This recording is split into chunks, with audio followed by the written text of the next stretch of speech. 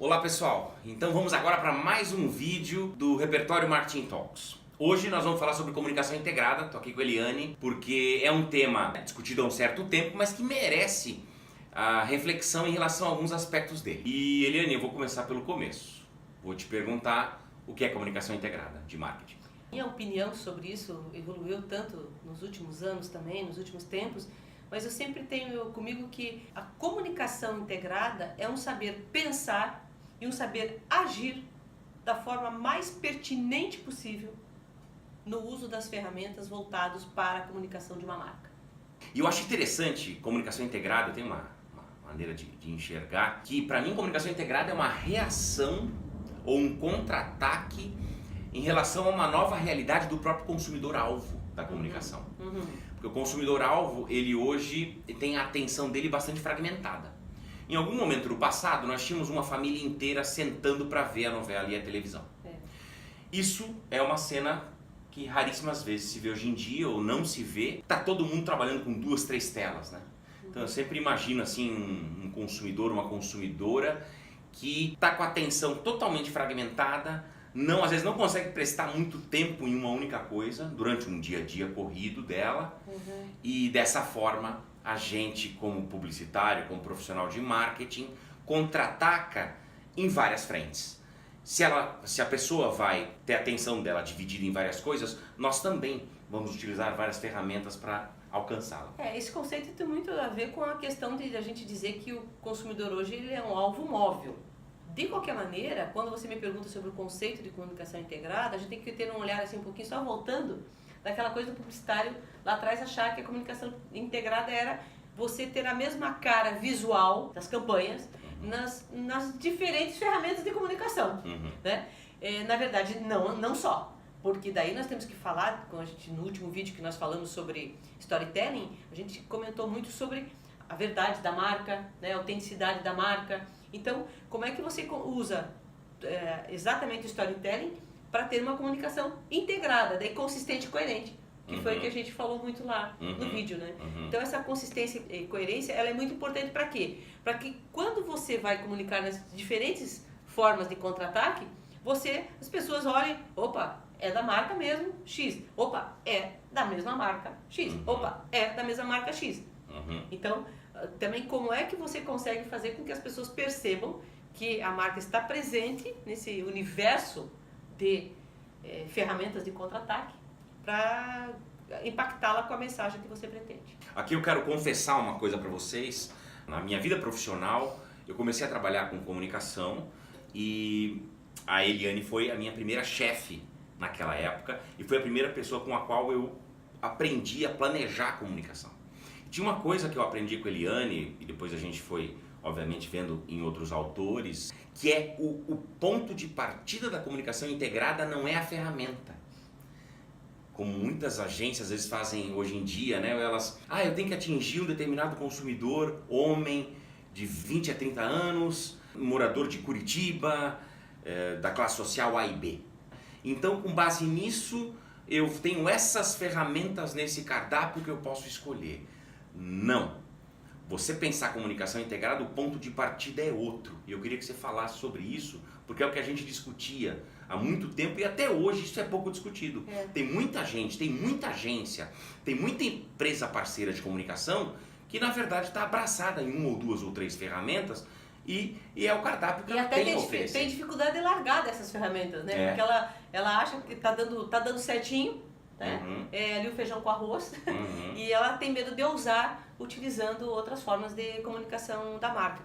E de fato é isso mesmo. Eu sempre tive um olhar assim que não era a propaganda, né, a prima rica, e as outras formas de comunicação as primas pobres, né? Não, isso não pode existir. Sempre é um olhar de que uma comunicação de uma ferramenta soma a outra. E, portanto, se uma ferramenta soma a outra, como é que eu posso ter esse olhar mais holístico? É quando eu parto do meu público. Hoje se fala muito da persona, mas de qualquer maneira eu sempre precisei dos dados geodemográficos dos meus públicos de interesse e sempre tive que ter informações psicográficas sobre o meu público. Quanto mais eu tinha informações ou tenho sobre os interesses, as opiniões, os gostos, as frustrações, os medos, os sonhos desse meu público, melhor eu vou trabalhar com determinada ferramenta. Então eu tenho que partir primeiro desse conhecimento para depois escolher as ferramentas. Não, e mais do que isso, além dessas características e dessa profundidade de entendimento do público, eu gosto de dizer que a gente tem que entender o dia a dia dele. Eliane, vamos pegar um exemplo, né? Vamos pegar uma consumidora, o nome dela é Maíra, trabalha numa agência de comunicação.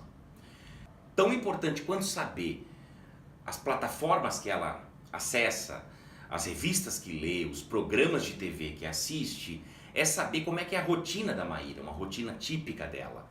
Porque eu posso, se eu souber, da hora que ela acorda até a hora que ela vai dormir, por onde ela passa, onde ela está, né, o que ela está fazendo, eu consigo idealizar criativamente ações. Ações que possam abordá-la, que possam levar a mensagem de acordo com o objetivo que eu tenho para atingi-la e sensibilizá-la. Por exemplo, Maíra acorda e vai para academia. Todos os dias pela manhã, ou no mínimo 3 vezes por semana. Ela gosta de cinema, e pelo menos uma vez por semana, uma vez por mês, ela vai ao cinema. Ela gosta de ir a restaurantes ou bares com os amigos. Né? Então, que tipo de bar? Ela gosta de música jazz, ou ela gosta de samba, enfim, do que ela gosta, e eu entendo que eu consigo encontrá-la nesses ambientes. Há também, por exemplo, salão de beleza. Entendo que a Maíra, uma vez por semana, ou 2 vezes por semana, frequenta salão de beleza. Então, eu entendendo essa rotina dentro desse fio condutor que você está falando, eu consigo exatamente usar as ferramentas que já existem de comunicação, pensar em ações, que normalmente ali é que eu crio ações diferentes e mais impactantes, né? Conhecendo as ferramentas é que eu entendo todas as possibilidades, é ali que nós somos criativos.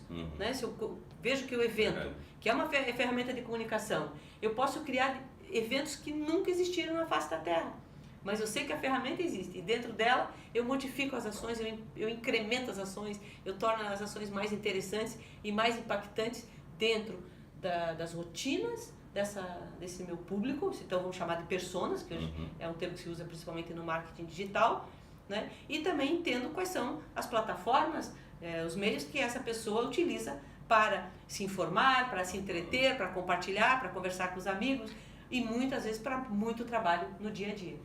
E outra, uma coisa que pouca gente fala da comunicação integrada é da implementação.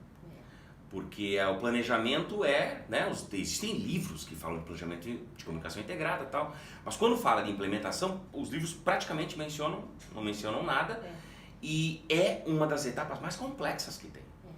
Porque você da empresa, precisa coordenar, às vezes, uma série de parceiros de comunicação. Existem agências que têm um serviço completo? Existem, mas mesmo assim, você vai ter internamente a empresa contatando o consumidor, conversando com clientes, e você precisa deixar aquilo muito bem entrosado. Não é atividade simples, não é uma atividade fácil. Não é fácil encontrar, inclusive, profissionais que tenham essa visão holística das ferramentas, tanto do online quanto do offline. O que eu acredito é assim, se eu tenho um bom planner que entende, conhece o universo das ferramentas on e offline, porque se eu conheço, por exemplo, todas as ações que a ferramenta promoção de vendas me permite, ou dentro dos eventos, ou do patrocínio, ou da propaganda, enfim, todas as ferramentas, o que me permite, se eu tenho essa noção, o que eu faço?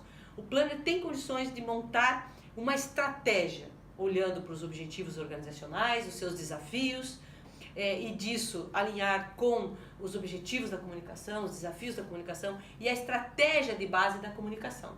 Se eu tenho isso alinhado muito bem com o cliente, todo o trabalho depois da tática, o ideal é fazer com várias mãos. Eu tenho profissionais que eu devo chamar para participarem da construção desse plano tático.